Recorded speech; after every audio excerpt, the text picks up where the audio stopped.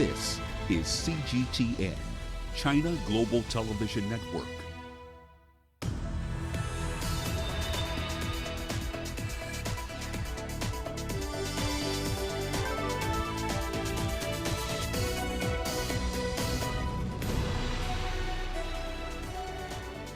Hello there, welcome to this edition of Global Business Africa. In the next hour, we'll run through all the business news stories you need to know about from across the continent. But first, a quick run through the markets for you. So now we're seeing a lot more Tier 1 banks, at least in Kenya, sharply raising their loan loss provisions. They're battening down the hatches, as it were. Equity Bank, for example, raised its loan loss provision by a factor of 7 to $29 million, in addition to withdrawing the dividend for 2019. Q1 net earnings as a result did fall by about 14% to just under $50 million. Right now, it's important to point out there's no central bank directive to the entire bank sector to not make dividend payments, according to the central bank governor. But you've got to ask, in a fast-moving crisis like this, it will be interesting to see which banks do pay dividends and the ones that withhold that capital and keep their powder dry. Here's what's coming up tonight.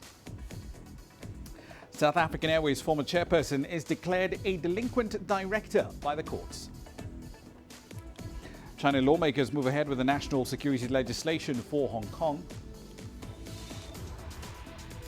And Cape Town's popular tidal pools get a much-needed eco-friendly scrub. We'll cover all of that in the course of the hour. But let's start in South Africa, where the former board chair at South African Airways, Duduzile Myeni, has now been declared a delinquent director by the courts. Effectively, she is now barred for life from serving as a director of any company. That decision was made by the Pretoria High Court after she was not only found to have been dishonest, but also grossly negligent in her role as a director. The judgment is now expected to be handed over to the National Prosecuting Authority for further investigation into possible criminal conduct.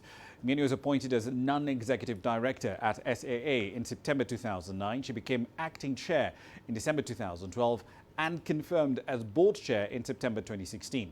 SAA last made profits in 2011. For most of her tenure, it reported losses, even as she made nearly $250,000 in directors' fees. Let's explore this story in a bit more detail. Angelo Coppola joins us now live with more data from Johannesburg. Angelo, so the former SAA chair has been found to be delinquent, but she's not facing any charges about mismanagement or misconduct on the SAA board yet. Why? Well, the question really is why the subsequent board hasn't actually acted against Myeni, and that's also unclear. But it's not unsurprising. Not yet, anyhow. That's all set to change now that the court has made that ruling against her and her actions. In fact, the judge in her ruling did say that she wants, as you mentioned earlier, the National Prosecuting Authority, the NPA, to get that ruling and the evidence that was led. That's the important point, the evidence that was led there. And that's to consider whether to pursue those criminal charges. So that's going to be rather interesting. As to whether SAA decides to then act against her or not is apparently overtaken by the likelihood of those criminal charges being laid, should the NPA decide to proceed. There's also the possibility of private prosecution, should the NPA, of course, back off. So it's a couple of moving parts there, but it's likely that this isn't going to end very well for the ex-chair of SAA. Raman? Indeed. So there were also two deals that were really at the heart of this case, and she was found to have grossly mishandled them. One of those was with Emirates, which was estimated to have potential to bring in at least 1.5 billion rand in revenue a year. And there was also a swap deal with Airbus. For the benefit of our viewers, tell us how she blew up both of those deals. Well, look, to start with, Myeni was found by the judge to be directly responsible for the collapse of that route sharing agreement with Emirates Airline. That would have earned SAA, it's estimated, around $100 million a year. It caused SAA and SA, or South Africa, irreparable harm, according to the judge. Why she scuppered the deal is unclear and not within the purview of the court. Having said that, though, it's common cause, or at least it's alleged, that the Gupta family had attempted to insert an Indian airline into that potential deal. That's according to evidence in the Gupta leak emails, and also that was aired at the Zondo Commission hearings. On the Airbus deal, Myeni, according to the judge and her findings, played a leading role in attempting to renegotiate that Airbus swap transaction deal and had direct dealings with Airbus throughout that process. Myeni says she was caught in the middle of between different factions. Again, the judge didn't go into the forces that play behind the scenes, although we do know that a consultancy of doubtful credentials was brought in by Myeni in an attempt to raise capital to fund those planes that she was planning to purchase afterwards. Fortunately, that attempted deal and the potentially huge commissions that were on offer would have been earned, in fact, was stopped in its tracks, Raman. Indeed.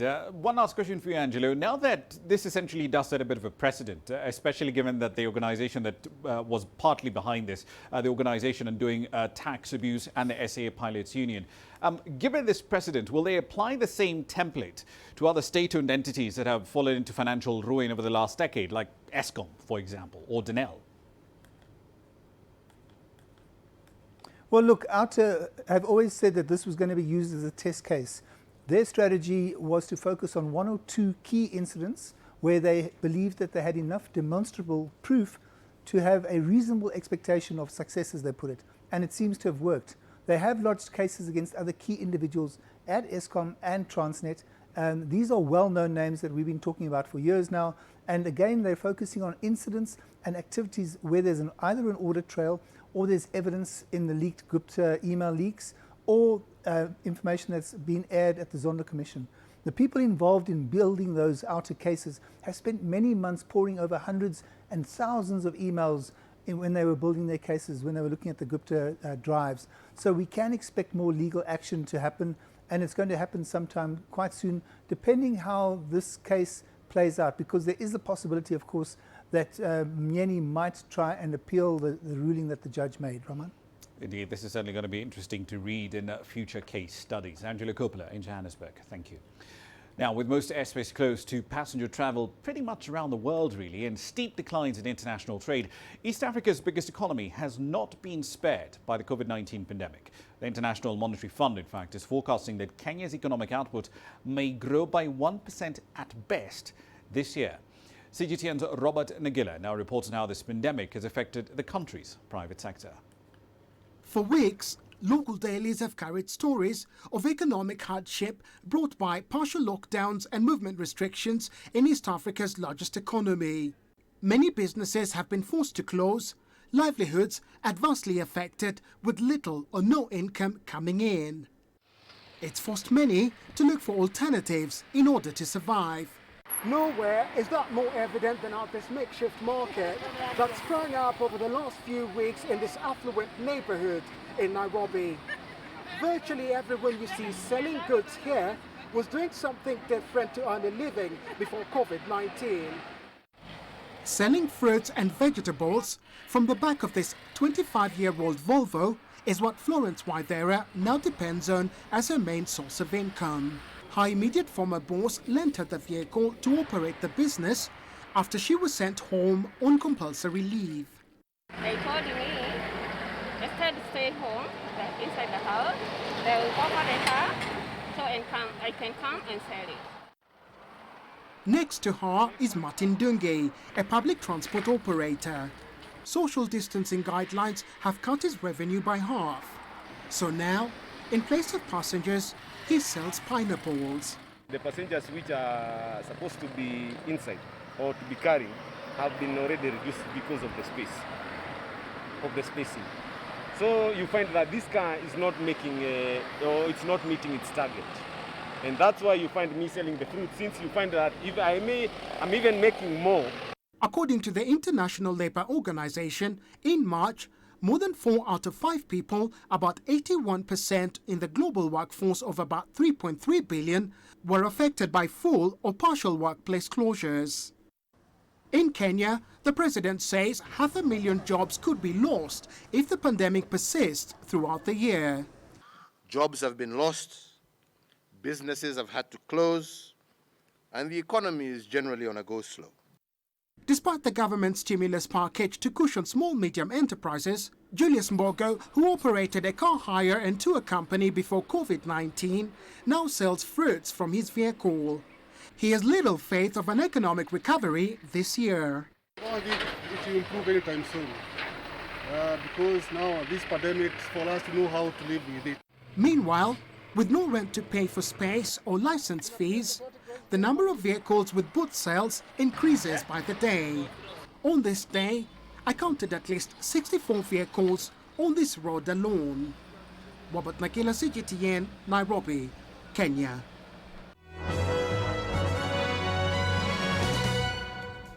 All right, then a quick run through some company headlines. Let's start in South Africa. Old Mutual Holdings expects first half profits to fall by over 20%. It's also forecasting a decline of about a third in operating profit, but management adds that it is set to cut costs in an attempt to tackle the impact of the pandemic on the company's cash flow. Elsewhere, the president of the African Development Bank, Akinwumi Adesina, says that he's not guilty of any wrongdoing. His comments come after the bank's board ordered a new independent probe into his governance record. He adds that he will remain in office and work with all shareholders. In his statement, Dr. Adesina also expressed confidence that a fair and transparent probe will eventually prove his innocence.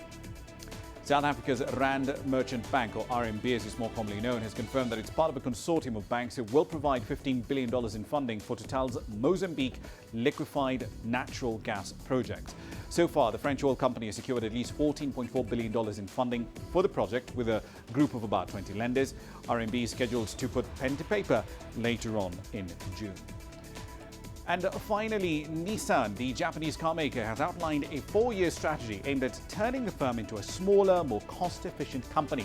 To that end, it's going to be slashing production capacity, and the model range will also be shrunk by about a fifth in order to trim fixed costs by about $2.8 billion a year. This comes as the car maker battles the impact of the pandemic, which has led to its first annual loss in 11 years. That's a run through your company headlines.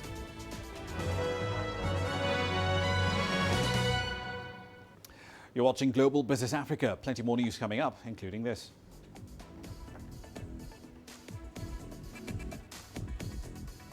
Nigeria makes its first rate cut since March last year. It's now down to 12.5%.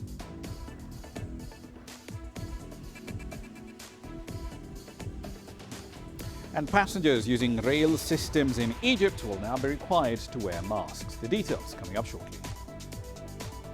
The world economy as we know it is about to change. Global business reports highlight emerging markets, developing countries, and dynamic sectors worldwide. We feature top analysts and newsmakers to provide perspectives on every facet of business. From an on-the-ground perspective, we provide you with balanced and objective assessments. Fast, sharp, and insightful. Global Business, only on CGTN. Every story starts out like this. Okay. We'll head up now. But beyond the rush of the numbers, there's always a more fundamental question. What happened? Who has been affected?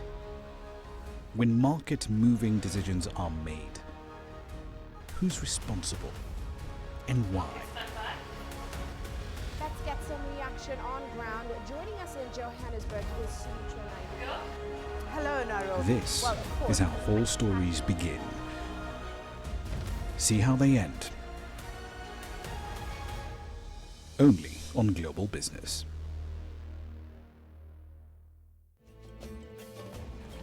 There's more to this place than just glorious landscapes. There's more to it than just, say, Table Mountain or glorious, endless salt flats. There's more to it than countries that are home to some of the deepest mines in the world.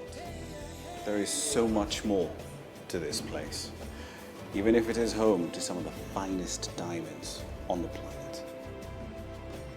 It is the sheer diversity of the people who call Southern Africa home, and the relentless drive to make it a better place that make it so special. And we know that because this too is home.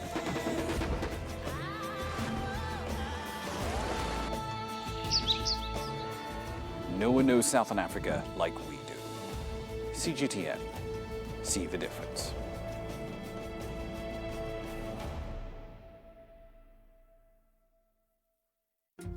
Africa is the nexus of enterprise, and Global Business will tell you why it matters. From the mega investment projects to multi-billion-dollar mergers and acquisitions. Africa today collects, just in terms of revenues from taxes alone, $545 billion a year. If you take 10% of that and you devote it to the energy sector, problem solved. All this on Global Business, weekdays at this time on CGTN.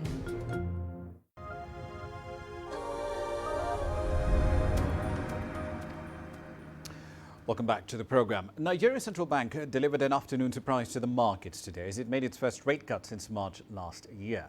7 of the 10 members of the Monetary Policy Committee backed the decision to cut the policy rate. There was a bit of a debate about the size of the rate cut, but eventually they settled on 100 basis points, taking the policy rate down to 12.5%. No changes were made to other metrics, however. The cash reserve ratio remained at 27.5%. The liquidity ratio remained at 30%. Many analysts had not expected today's cut. As the governor explained, the rate cut is needed, in his view, to sustain economic output in Africa's largest oil producer. Although a sharp decline in output growth is expected in the second quarter of 2020 and maybe the third quarter, if the current stimulus initiatives are properly implemented, the economy would reverse to positive growth by the fourth quarter. Hence, the optimism on the part of the Monetary Policy Committee that the country may not slide into recession. In view of the foregoing, the committee decided by a unanimous vote to reduce monetary policy rate and to hold all other policy parameters constant. All right, so let's take a little deeper into this decision from the MPC. Today, Deji Badmus is live in Lagos with the date on the story. So, Deji, the rate cut wasn't exactly 100% unanimous. About 3 members of the 10-member MPC dissented in some respects. What were their reasons?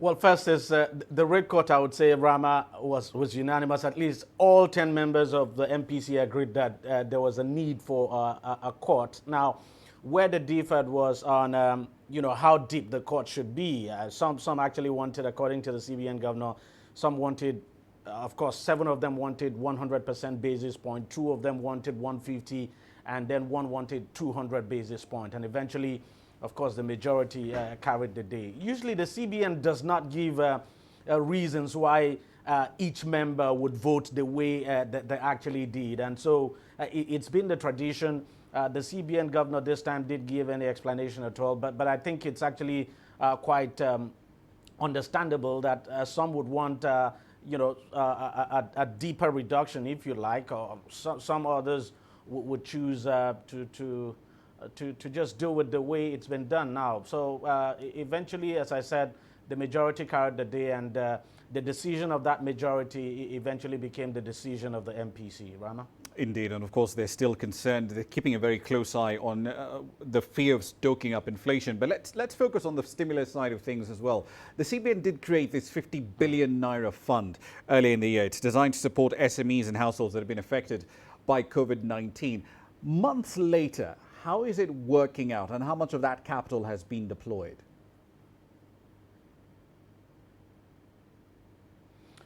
Well, the truth is that disbursement has been very slow. The CBN governor actually alluded to that. So far, only 4 billion has actually been disbursed now out of that money. Now, according to the CBN governor, he said the lockdown might possibly be one of the reasons. That's the reason why people are actually not coming forward. But truth is that 4 billion is really, really low.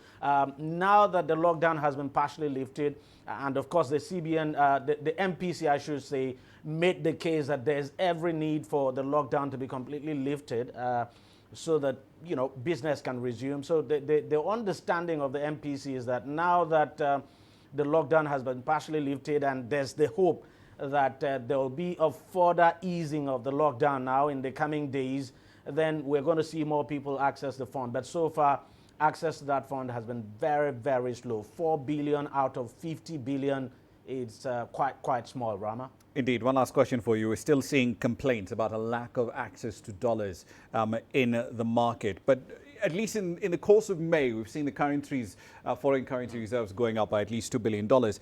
Keeping the peg to the naira, I know we have this debate every single month. Keeping the peg, is politically popular, but for how much longer can the CBN sustain this? The firepower to do this just isn't there. You're absolutely right. The firepower to do this just isn't there. At the moment, the foreign reserve is just around 36 billion. And as a matter of fact, it got to that level just because of what we got from the IMF, the 3.4 billion we got from the IMF. So the bulk of that actually went to the reserve. That's actually what showed up the reserve. So, you know, with the way the prices of oil are volatile, it's very difficult to tell. At the moment, oil trading at about 35, 38, you just can never tell what the situation would be tomorrow. But I think the central bank is actually banking on the fact that the price of oil will eventually pick up, probably go to as high as 40, 45. The CBN governor actually alluded to that. But the truth is that, well, if things go, you know, south, if things get worse, especially with oil price, because that's just the key for Nigeria. The non-oil sector is definitely not working. So if things go bad with oil prices, the CBN might just have no choice than devalue. But at the moment, it remains very bullish, continues to maintain that we're not going to see any kind of devaluation at all. As a matter of fact, even the devaluation it carried out, it's not calling it devaluation. It says it's just adjustment. So, and the CBN has made it clear that it will continue to intervene. We've seen the CBN, for instance, started pumping FX now into the FX market, and it's getting ready now to start supplying FX now to BDC operators. But truth is that if the price of oil does not pick up, it's difficult to see how the CBN would be able to sustain these continued defense of the Naira, because whether we like it or not, look, the country is short of dollars at the moment, and things could get worse if prices do not go up as fast as possible. So that's just the truth, Ramah. But we just have to wait and see. But then the CBN has continued to maintain that it's never going to devalue. Indeed, we'll see how that. Have to wait and see. We'll have to wait and see how that plays out, and we'll keep a beady eye on that FX number. Thank you for that. As Stejban live in Lagos. Now, on to Ghana. The government over there aims to support SMEs affected by the COVID-19 pandemic with a $1 million stimulus package. As the country's gradually easing its lockdown, the state there hopes that this package will help to revive economic activity sooner rather than later. So GTN's Nabil Ahmed Rufai reports from Accra. As Ghana's economy begins to open, Ivy Appiah is ramping up production of hair cosmetics. She says her small business was badly hit when the government enforced a lockdown to contain the spread of COVID-19. Inflows of raw materials were inhibited. You know, people who are supplying us found it difficult to bring the goods in. So we had to find strategies and go for them ourselves, and all these were extra costs. Although businesses have begun operating again, the country's borders remain shut to its neighbors, with international flights still grounded. Appiah says the situation has affected the export of her products to other parts of Africa, Europe and the US. Export market was opening up for us until this corona came. And I believe that all the orders on hold, if they're able to move, then we will be back in business. Small and medium-scale enterprises make up 92% of businesses in Ghana and contribute 70% of the country's GDP, according to the International Research Journal of Finance and Economics. The government has established a $1 million coronavirus alleviation program to support small and medium-scale businesses impacted by the coronavirus. Small businesses like Ivy Appiah's can't be certain when the economy will fully bounce back, but they hope the government stimulus package will cushion the impact of COVID-19. Businesses that benefit from the government loan are expected to pay back with a 3% interest. The term of the loan remains between the range of 2 to 3 years. This was taken into consideration based on the information that we have received even from the Ministry of Information, which states that at this moment, COVID-19, we are all not sure when it would go away. But we are also given the option for MSMEs to be able to hold their businesses and support their employees at a time such as this. More than 200,000 small businesses are to benefit from the $1 million government loan, but some trade unions say the stimulus package is inadequate. People who actually are requesting for this money are very huge, and sometimes we wonder if it can take care of our needs. And so I'm expecting that a second tranche will come because the queue is so long, and I doubt if it can satisfy all of us. Experts say for Ghana's economy to bounce back, viable small and medium-scale businesses will be an important part of the package. Ivy Appiah hopes to receive the government loan soon to help her business deal with the shocks caused by COVID-19. Nabil Ahmed Rufai, CGTN, Accra, Ghana.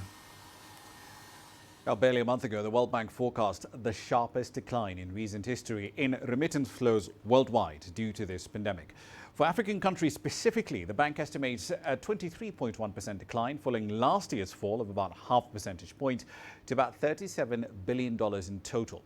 Remittances do play a vital role in augmenting the incomes of many households, not just across Africa, but also in the Democratic Republic of Congo. As CGTN's Christo Chamringa now reports, some families are already being hit pretty hard. The global disruption caused by the COVID-19 pandemic has affected thousands of people in the Democratic Republic of Congo. Germain Bondo is a father of 3. He used to supplement his income with money received from his relatives abroad. But the economic shutdown in Europe and other Western countries has hit him hard.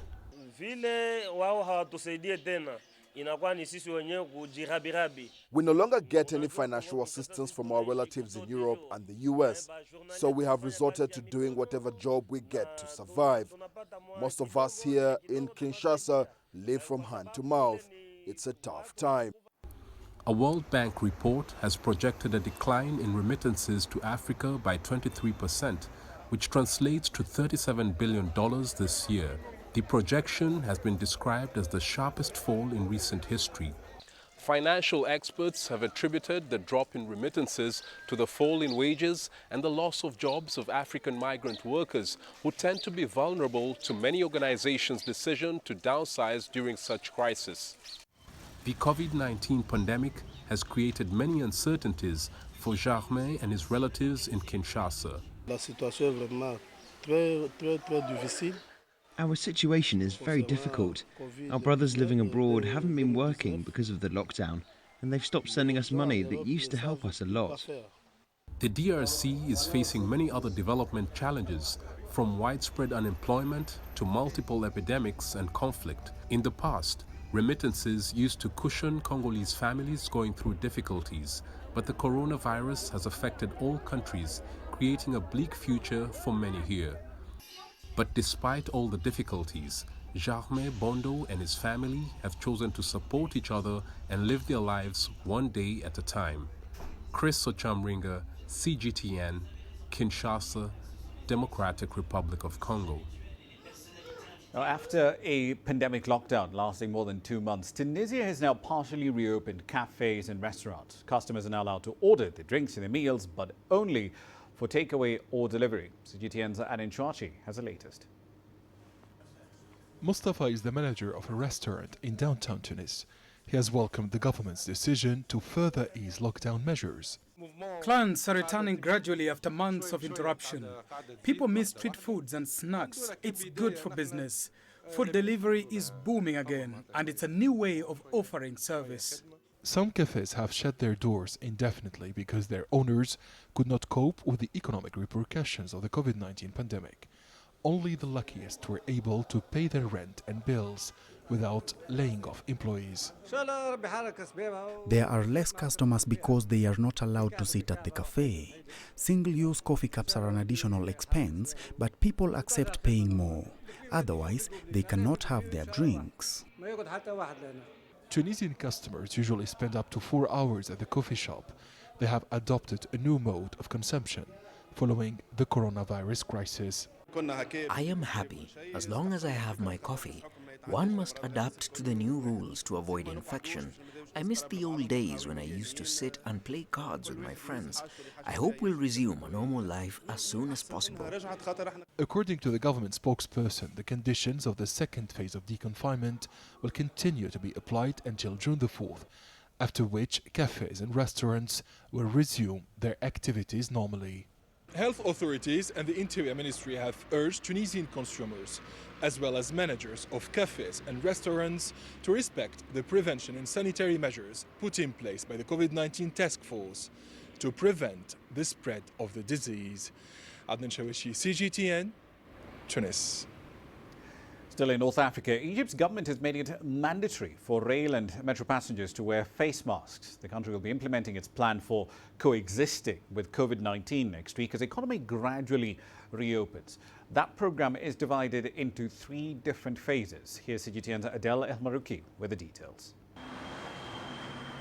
With the capacity to transport 3 million passengers daily, the metro poses the greatest threat to public health safety under the COVID-19 pandemic. It's why starting next week, the government is applying strict measures to all underground passengers and other means of public transportations. Across all stations, posters of COVID-19 preventive measures could be seen everywhere. Loudspeakers continuously broadcast messages for passengers to take additional care while using the metro. The government fears crowded areas like public transportation could spike infection rates while it begins opening life up. We've created a workforce in all metro stations to disinfect all places commonly touched by hands during daily operations. That includes escalators, handrails, staircases, ticket gates and kiosks.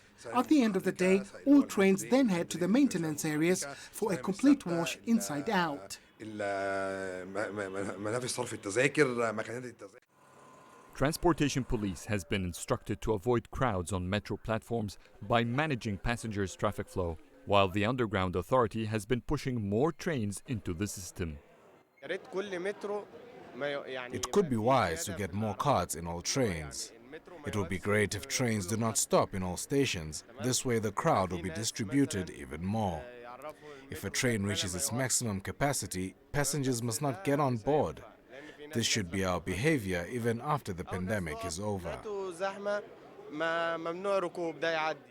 This weekend, wearing face masks in the metro and all other public transportation services will be mandatory. Violators will be fined up to $300. That's more than 2 months' pay for an average Egyptian. And medical teams will be continuously screening ticketing employees and conductors for COVID-19 symptoms. The metro is not as dense as it used to be. Many are afraid to take it nowadays. I see many people wearing masks. I think people are starting to be more aware about the measures they should take under the pandemic. During the past month, daily metro passengers dropped to nearly 1/3 of its usual capacity. Starting next week, Egypt will launch the first phase of its COVID-19 coexisting program. It will gradually bring the nation back to normal activity, depending on infection rates reported. Adel Mahroui, CGTN, Cairo. You're still watching Global Business Africa. We're back in 90 seconds with more news.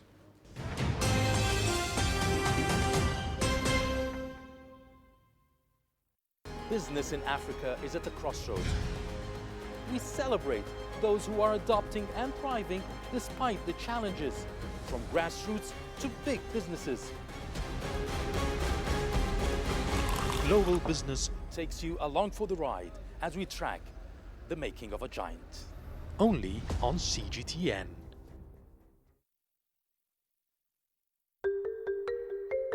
How will your world change today? What happens here? What happens there? Or what you make happen for yourself? If it matters to you, it matters to us too. Your stories are the stories that need to be told. Africa Live. Find your voice.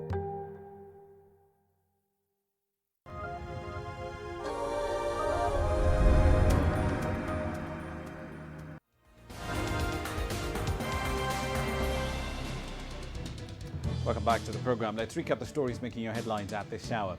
Countries around the world are working to find a cure for COVID-19, or at least a vaccine for it. The Kenyan government has denied reports of vaccine trials taking place in the East African economy. But the Secretary General of the country's ruling party says if the right protocols are followed, including all WHO guidelines on safety, Kenya could start talks on possible vaccine tests. Elsewhere in Nigeria, gunmen on motorcycles have killed dozens of people in a string of attacks on villages in the northwestern part of Nigeria. They raided 5 villages close to the border with Niger in Sokoto State late on Wednesday. Local reports indicate the death toll was over 70 from an earlier reported figure of 60 as more bodies are recovered in the villages. And finally, the World Food Programme has established a humanitarian aid supply hub in Addis Ababa, Ethiopia. It's located at Ebola International Airport. The national key point has been an important support infrastructure point, distributing much-needed COVID-19 supplies right across Africa and beyond as well to help in stemming the spread of COVID-19. That's a run through your headlines.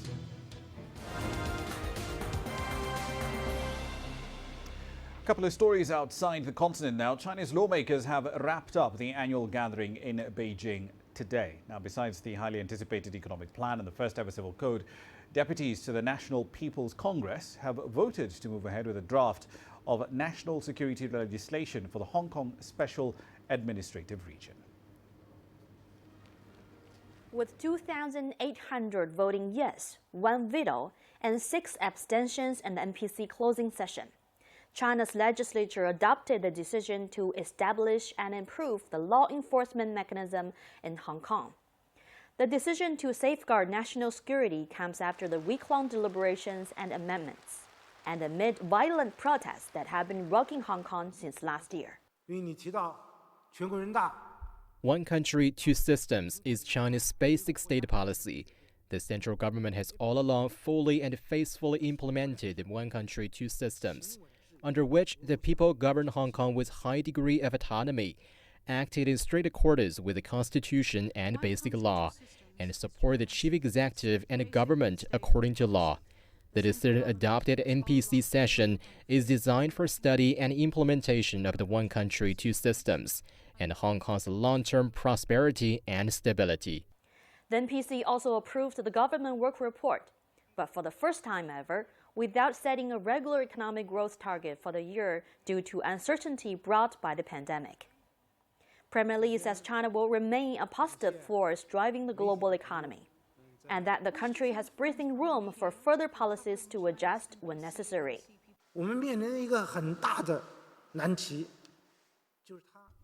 We must be creative in delivering and crafting our measures. As I said before, the measures are designed to provide vital relief to business and revitalize the market with particular focus in keeping jobs and protecting people's life. Instead of undertaking the infrastructure projects, this is because big changes have been taking place in China's economic structure, where consumption is now the primary engine driving growth. The post-pandemic gathering shortened its duration through tighter arrangements and scheduling. Over the last week, lawmakers intensively reviewed and approved China's yearly plan and various legislative decisions, sending a strong signal that China's back on track after struggling with the pandemic. The NPC will prioritize public health legislation this year, placing importance on the dual effort of stabilizing the economy and strengthening regular pandemic control. The Premier says China will continue to cooperate with the world in these two aspects by avoiding the Cold War mentality and seeking diplomacy to handle any disagreements.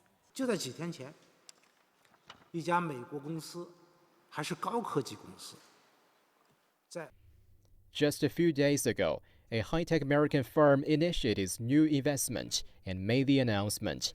I shouldn't make any commercial publicity for any company, but deep down, I highly appreciate the move and send my message of congratulations to that occasion. I believe that example shows that business communities of the two countries need each other, and our business cooperation can be of mutual benefits. Among the other documents reviewed and approved by China's lawmakers included the country's first ever civil code, as well as the work reports of the Supreme People's Court and the country's top prosecutor.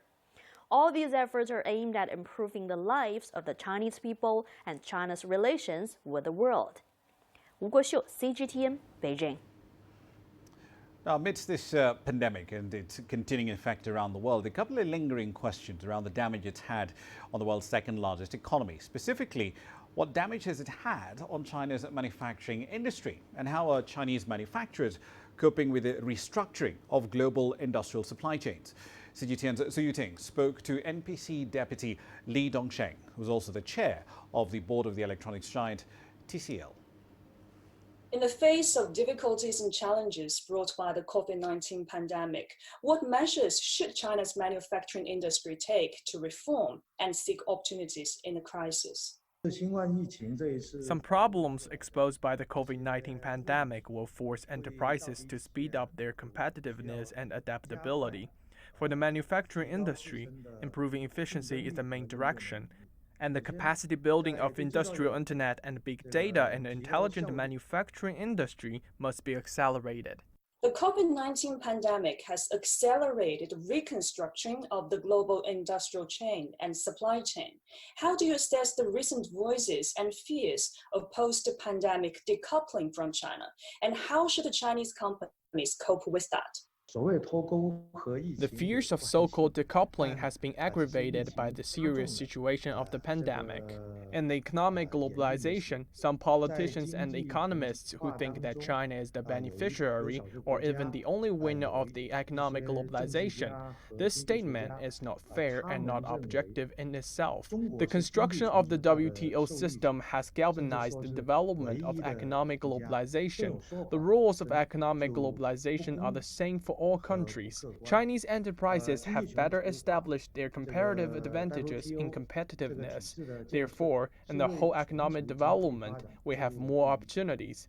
But it's not the way of what some Western politicians say, that it seems that they have given China the opportunity. The exchange of trade services is good for each other. In the past, China was the world's largest producer of goods, and in the future, China will become the world's largest consumer of goods, which means that we will not only sell products to the world, but also purchase products.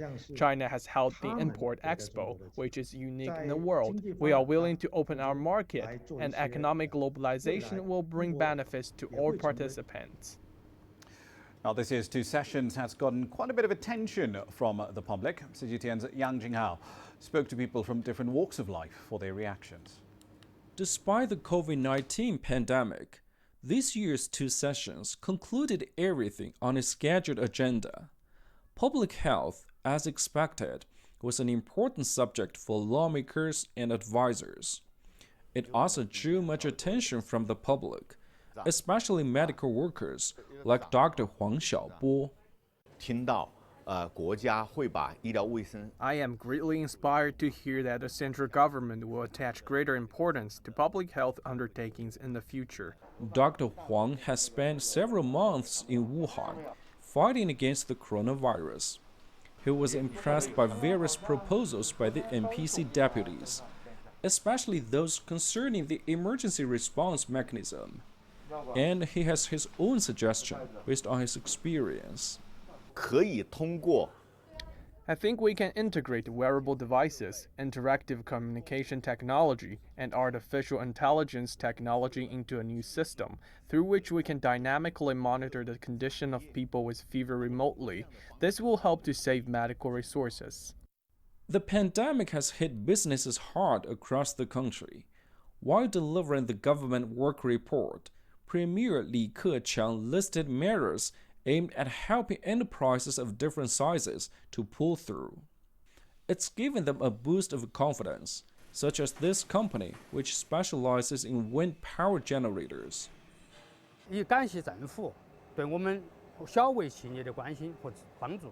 I really appreciate the assistance from the government, such as tax reduction and exemption. Next, I hope the financing problem can also be heeded and addressed. China is determined to lift all people out of absolute poverty this year, despite the epidemic. Positive messages from the meetings have given hope to farmers, including those who just moved out of a village on a cliff in southwestern China's Sichuan province. How to continue to assist the farmers, and how to boost the rural revitalization. I'm glad that such issues were focused. Next, I hope there will be measures to prevent farmers from falling back into poverty. Meanwhile, I hope the nation would further help remote areas like our village improve their infrastructure. Yang Jinghao, CGTN, Sichuan Province. Now, as far as commodities are concerned, May is not really a bad month as far as oil is concerned, with the near 10 million barrels a day of production cuts starting to kick in. Brent has gone up by 30% since the 1st of May, but that rise has plateaued. It's now essentially relatively flat, around the $30 a barrel level. Yes, we're seeing some petroleum demand coming back into the market, but given how we've sort of normalized bits of remote work and flight resumptions are still a few months away at best, how much of that pre-COVID oil demand has been permanently lost? We'll find out for you. Here's what's coming up next.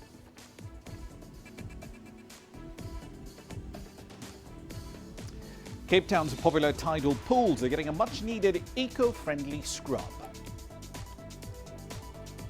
And might science and tech be the answer to Nigeria's endless quest to diversify its economy? We'll have the details next. Images may appear to be identical, but looks can be deceiving. The difference is not always obvious. It has to be discovered. There are always different sides to a story. We put the focus on the details. To see more, to understand better. CGTN. See the difference. You don't find the stories of North Africa by sitting on the sidelines.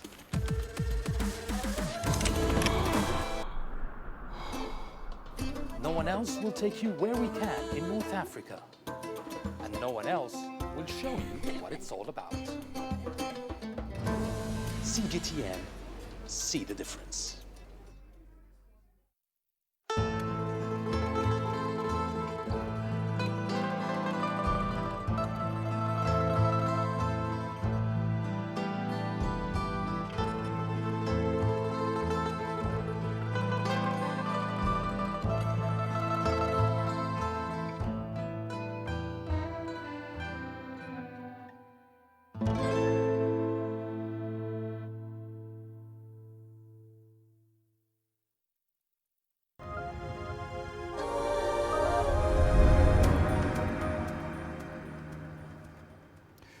Welcome back. Let's shift our focus to South Africa, where tidal pools around Cape Town's peninsula have long been a popular swimming spot for both locals and tourists alike, particularly during the summer.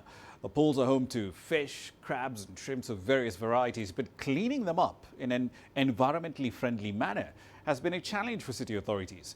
As CGTN's Travis Andrews reports, however, that's about to change. Tidal pools are seen as a great way to enjoy the sea and for spotting small types of marine life, as well as enjoying snorkeling. But to clean these pools, Cape Town city authorities haven't used the best means at their disposal. It's something they realized through a campaign spearheaded by a local freediver and naturalist. So the draining was very, very destructive. And then they would also scrape all the life off the sides of the walls. So a lot of the life is plant life. I mean, there are a lot of smaller animals living in there, but as we understand about ecosystems, every part of the ecosystem, any destruction to any part of the ecosystem will have a knock-on effect throughout the whole system. Through the Cape Town Tidal Pools initiative, the city will soon begin employing more environmentally friendly methods of cleaning the tidal pools. This is expected to conserve marine life. To save resources, the city previously used many chemicals, which were eventually flushed out to sea. Some of the pools are 100 years old. So the pools have been around for a really long time, and they've always just been cleaned in a way that aided people not to slip in the pools. And I think there was a lot more awareness on the people's use of the pools as structural facilities rather than as like from an environmental perspective. However, cleaners will now use a special high-powered hose to blast the algae off the walls with seawater, which is far less destructive to the pools and the surrounding reefs. The initiative underscores the important and inherent linkages between the ocean and tidal pools, as well as the important role each and every person can play in trying to keep these microcosms of biodiversity healthy and in good shape. The pools are already really well used. Dalebrook Tidal Pool is used by the Shark Centre, regulars in the tidal pools, and then St James Tidal Pool is also a favourite with learning to snorkel campaigns that are run by Waves to Change, and then also the beach car, which is fantastic because kids can put on a mask and they're coming from all over the place and they can have a look underwater. Often the first time they've actually seen a fish swimming around, so it's really, really cool. So now the city of Cape Town has pledged to ensure that all tidal pools will be cleaned in an environmentally friendly way, so that locals and visitors may be able to enjoy these wonders of nature for generations to come. Travis Andrews, CGTN, Cape Town. Still in South Africa, the country is one of the top wine-producing regions on the planet. Now, the economic impact of this lockdown on the industry is being felt by both small and large wine producers. While winemakers in the country were cleared to export wines to international markets, only those with orders already on their books will be allowed to ship consignments. That's creating a bottleneck that not only threatens the industry's performance this year, but it could see thousands lose their jobs. CGTN's Beryl Oro has that story. 2 years ago, the worst drought in a century scorched vineyards across the Western Cape of South Africa. After surviving that, the wine industry was poised for growth this year, until the coronavirus pandemic struck, threatening a bitter harvest as domestic and export sales tanked during the 9-week of stringent lockdown. When I look at last year, we had actually focused on doing, we did about 70% last year on our exports. And then this year, as I said, like when we look at the total export for all our countries, currently we've just done about 10% in terms of the whole growth, including the local sales. This reflects a broader struggle in one of the world's top 10 wine producers. I'm anxious that, we're not going to grow. Yes. So whether that means, I don't know what it means, but we might not grow as much as we would like to grow. But as long as we can be able to survive for the time, because everyone currently is struggling to survive, and we're just hoping for survival.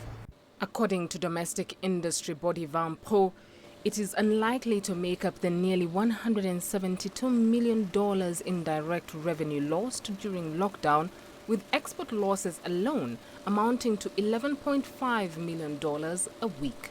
Unfortunately, there has been huge pressure financially, and the modeling that we've done with various independent companies show us that there will be huge structural changes, unfortunately. And now we're talking businesses that will probably liquidate. And the numbers I've been on record quoting is we think out of the 550 wineries, close to 80 of them may not be here in 2 years' time. And this has had a direct impact on employment statistics, a real threat on the general economic outlook. We think about 350 producers out of the 3,000 might not be here, and then the material number are jobs. The wine industry is a huge employer, and we think close to 19,000 jobs might be at risk, of which about 4,000 are on farms. Now, when you think of Nigeria, usually two things come to mind: oil and Nollywood. For years now, Nigeria has tried to diversify its oil-dependent economy with varying degrees of success. So one viable option, some think, might lie in the science and tech sector. Although it's still largely untapped, there's a lot of young talent that's rising to bridge the tech gap in the West African oil producer. CGTN's Kelechi Emekalam filed this report. The unveiling of the Made in Nigeria electric car in Abuja, Nigeria's capital. The event showcases budding innovators like Mark Zen. Mark has never been to school, but he built this eco-friendly vehicle that runs fully on solar batteries. It's one of his many innovations. 2012, I have built quite a number of things. The first thing I ever constructed in 2012 was a tricycle. I have constructed an oven for baking. There is also a grinding machine used for milling ground maize. Truthfully, there's almost nothing I cannot construct except if I don't set sight on it. Anywhere it is brought from, even if it is the picture I see, so long as you tell me it is what you want, I'll do it for you. The science and technology sector contributed nearly 14% to the national GDP in the second quarter of 2019. But the sector remains grossly underfinanced. Young innovators believe that Nigeria has the potential to birth great innovations with the right support. The financial problem was the major concern. When we started, people did not believe that it can be possible. But when that is succeeded, everybody now have that confidence that in Nigeria we can do something that was meaningful. I strongly believe that if Nigerian government can be able to put more and go out there with the Ministry of Science and Technology and discover the talent that we have out there, the whole world will be amazed. Nigeria has been mulling plans to diversify its economy from relying on oil. This is more so as the consistent plunge in the global oil prices continues to threaten the already fragile economy. Science and technology remains one of the country's most undertapped sectors. But with some of the success stories being recorded, many are hoping the government and relevant institutions will support local innovations. Kelechi Emekalam, CGTN Abuja, Nigeria. Let's wrap up the hour with a run through the currencies. Focusing on Kenya, the Kenyan shilling is about 6% weaker to the US dollar in the first 5 months of the year, just under 107 to the dollar. Earlier today, the central bank governor spoke about the need to rapidly set up a credit guarantee scheme for SMEs, and he pointed out that for many of them, their cash buffers will have essentially run out by June. As he put it, we're not looking at a V recovery. The tourism sector, for instance, there are virtually no bookings whatsoever for the next 3 to 4 months. It's a pretty dire situation as far as SMEs are concerned. That's it for this edition of Global Business Africa. As always, we'd like to hear your thoughts on the content we've seen here in the last hour. There are many ways to get your thoughts back to us, all of them on your screens right now. I'm Ramah Nyang in the Kenyan capital, Nairobi. Thank you for your company in the last hour. The news continues on CGTN.